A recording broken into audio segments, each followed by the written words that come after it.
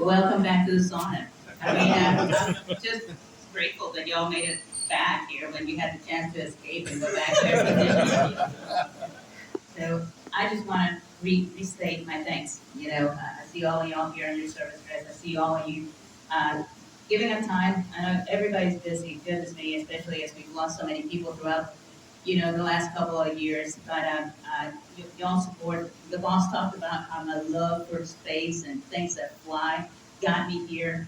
The reason I stayed is because of people like you. I've been surrounded by really great mentors, really great leaders, and awesome teams. I mean, and really it's your efforts, the reason why they called out all of the good things. It's not my effort, it's really y'all's. Thank you for just running with it. I've always been just honored and just proud of the type of people that I've worked with. I know that we have a great Air Force. I know that we have a great set of people. And I didn't even read my notes, and I'm off the script right now. Now let me get back to them. Boss, thank you for officiating this. It's actually Miss Angie that has me on a timeline. She said you have to be on a plane on, I don't know. I'll be good. Again, thanks everybody for being here, my friends, my family, my colleagues, my senior leaders, and just for taking time to do this. I think the boss already talked about my career enough, what I'll say is, in addition to growing as a human being, as a leader, just a couple of things that I kind of learned during my Air Force time. The first one is never self-eliminate yourself from an opportunity that you really, really want. And the second one is embracing thinking, why not? It's going to open new opportunities. I'm going to give you a couple of examples of the whole never self-eliminate yourself. So when I came into the Air Force, I was going to be a navigator. I had passed one of my initial physicals, but after my final commissioning physical, the one that gets you all the way, gets you qualified, they were like, "Hey, you're too short to fly. 2 inches too short." I know y'all are shocked. I was too short. So all right, fine. There came my job, right? My flight test engineer job in Florida. I signed up for it. I realized that there's a waiver for everything, and lo and behold, I got my height waiver. So never self-eliminate yourself. And I said, hey, I'm too short. It's over. I got the best job. I mean, besides this one, in my young career, thanks to taking that chance and never self-eliminating. So if you want something, go for it. I'll say another one. I was told as an acquisitions officer, there are so few opportunities to go overseas. Boss thought I got to work with the Royal Air Force in the UK. I put it on my dream sheet. I don't know where I got a call saying, "So you've been selected to go to Athens, Ohio, but would you consider going to the UK and getting your master's there?" By the way, I'm teach afterwards. And I was like, "I heard UK." Well, they said, "We understand if you want to talk to your husband." And I was like, "Hey, anytime anything goes on my dream sheet, it's already pre-coordinated through the husband." So I was like, "Let's go." It was another awesome opportunity. So don't let anybody tell you no. Try for it, and then just go for it. So yeah, I can go on and on about all the different times that I could have self-eliminated, but I learned my lesson. If you want it, ask for it. Have somebody else say no.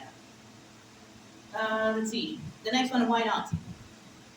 All right. So I went to England. I taught electro-optics, lasers. And as the next job, I saw a job in Albuquerque, New Mexico, to go work with the airborne laser. That's what I wanted at the top of my sheet, my dream sheet. And all of a sudden, the job came up, and I got Albuquerque, but it wasn't my lasers job. It was some combat training, something or another. At this point, I was ready I could have left, but I thought, you know what? Why not?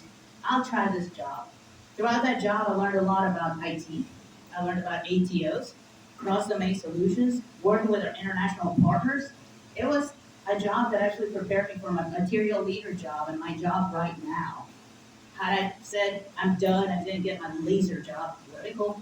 But this job was actually really cool because it actually prepped me to be here at the end of my career. What else? Um, oh yeah, I always wanted, what got me here, I always wanted to work with something that flew. I knew nothing about the Air Force before I joined Civil Air Patrol, and then, that guy had my husband, And I wanted to go in the Air Force. I thought this is awesome. I do know about Boeing and all the companies, so I thought the Air Force is this one opportunity. My parents were furious. Nobody in my family has joined the service, so they were like, this is ridiculousness."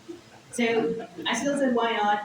They supported me despite it all. 26 years later, they think that they're okay with it now. So again, why not? Boss, and saying why not. I mentioned you have my job. 2 times ago, thank you, sir, for letting me challenge the status quo, for letting me bounce ideas off of you. I know sometimes you probably look at me and said, well, it is so break this.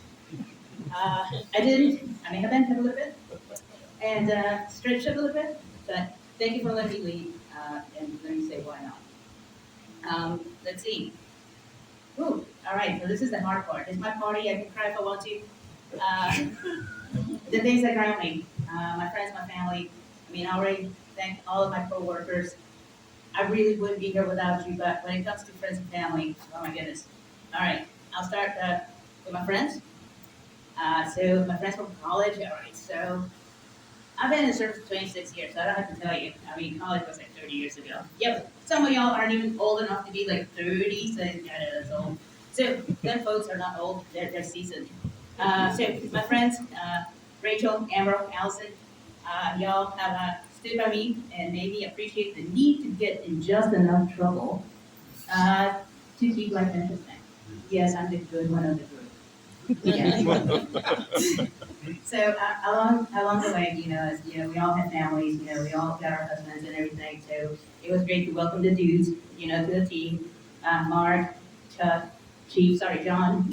Uh, you guys have been amazing, and I think it's been great that you not only embrace our individuality and our sense of humor, but also us as having, just being the people that we are, highly spirited and, well, I don't have to tell you. So thank y'all.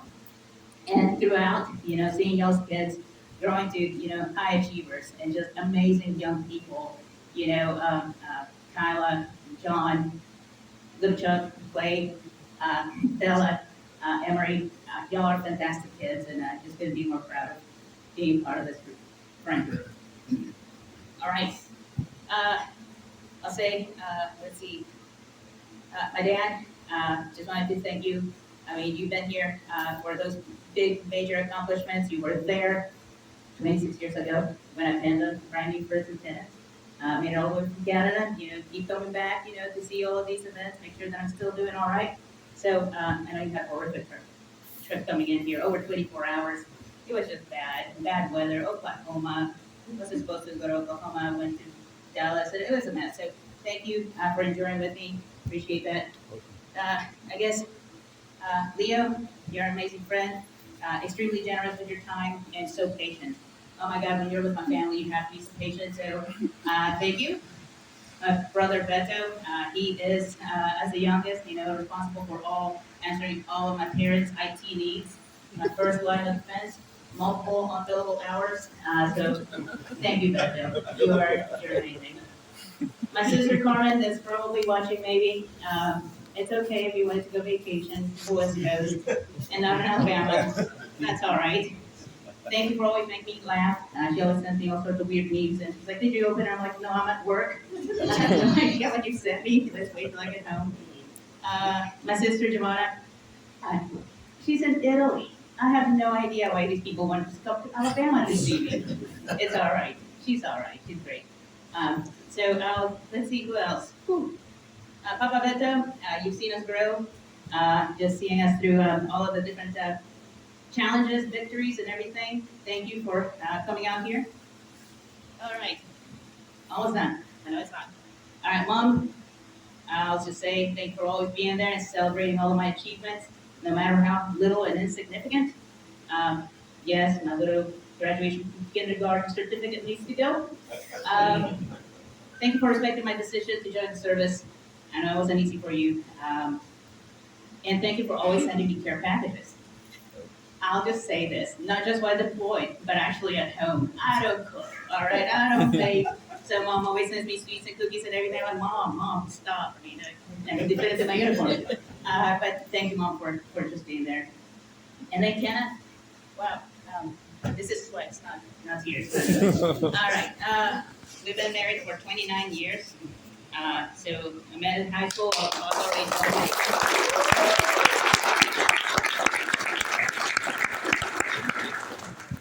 So I've known him over 30 years. We met in high school. I mean, so I didn't know any better. So when I said, why not? You know, I said, marry me. I was like, sure, why not? But in all seriousness, so even when we first got married, you know, I was in college, he was in the Navy, Tennessee, Virginia. Every weekend, unless he wasn't training, deployed or something or another, he made the time so that we can always meet. Always, you know, we made it through a few deployments, not just mine, but also his. And this is before we had email, right? So it was like letters and hoping he had a payphone that he could get a hold of. So we made it through all of that. And I'll just say that he was all, despite all the not TYs, the PCSs, he was always willing to go with me, explore new places. We have never been to a place we didn't love. We always together felt something that we liked about a place. And it's always been thanks to you. You've always been game. I mean, it's like, hey, we're going to go to New Mexico. Cool, desert. Let's go. So thank you. So now I guess it's time for me to let you, you know, tell me where you want to go. No, we're not getting an RV. That's a lie. All right. So to you all in the audience, and also online, I mean, my team and Brett Patterson.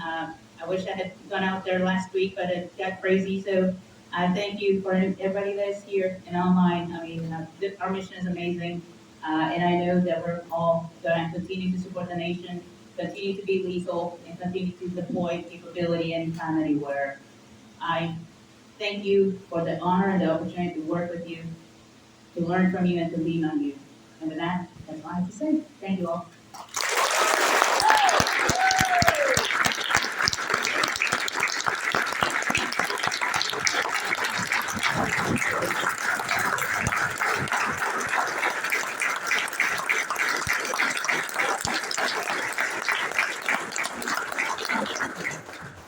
Ladies and gentlemen, please remain standing for the playing of the Air Force song and departure of the official party.